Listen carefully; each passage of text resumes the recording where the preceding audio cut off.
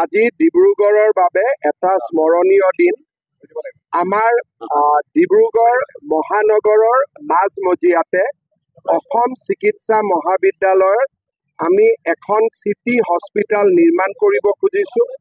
206 কোটি টকা ব্যয় হ'ব, 200খন বিছনা থাকিব আৰু ইয়াত আমি 50টা পেইং কেবিনৰো আমি নিৰ্মাণ কৰিম। ডিব্ৰুগড়ৰ মহানগৰৰ ৰাইজে নিশা গধূলিও ৰাতি 10 বজালৈকে যাতে ইয়াত MRI কৰিব পাৰে, CT স্কেন কৰিব পাৰে, ব্লাড টেষ্ট কৰিব পাৰে, এই গোটেই ব্যৱস্থাবিলাক ইয়াত আমি ৰাখিম যাতে ডিব্ৰুগড়ৰ ৰাইজে দিনত অফিচ কাছাৰী কৰি শেষত গধূলি নিজৰ স্বাস্থ্যৰ বুজ ল'ব পাৰে বা নিজৰ স্বাস্থ্যৰ পৰীক্ষাবোৰ কৰিব পাৰে।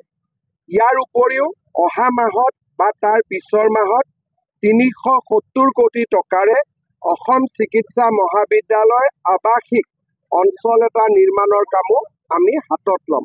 সমান্তৰালভাৱে অহাকালি ডিব্ৰুগড়ৰ প্ৰাথমিক বিদ্যালয় মাধ্যমিক বিদ্যালয়ত যাতে আমি পুষ্টিকৰ মিড ডে মিল দিব পাৰোঁ, অহাকালি আমি চেণ্ট্ৰেলাইজ কিটচেন এটাৰ কামো হাতত ল'ম।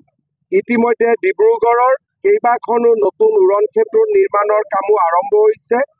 আমি অক্টোবৰ ছেপ্টেম্বৰ মাহত ডিব্ৰুগড়ত MLA হোষ্টেল, বিধানসভাৰ আধাৰশিলা স্থাপন কৰাৰ বাবেও ভাৰতৰ উপৰাষ্ট্ৰপতি মহোদয়ক নিমন্ত্ৰণ কৰিছোঁ।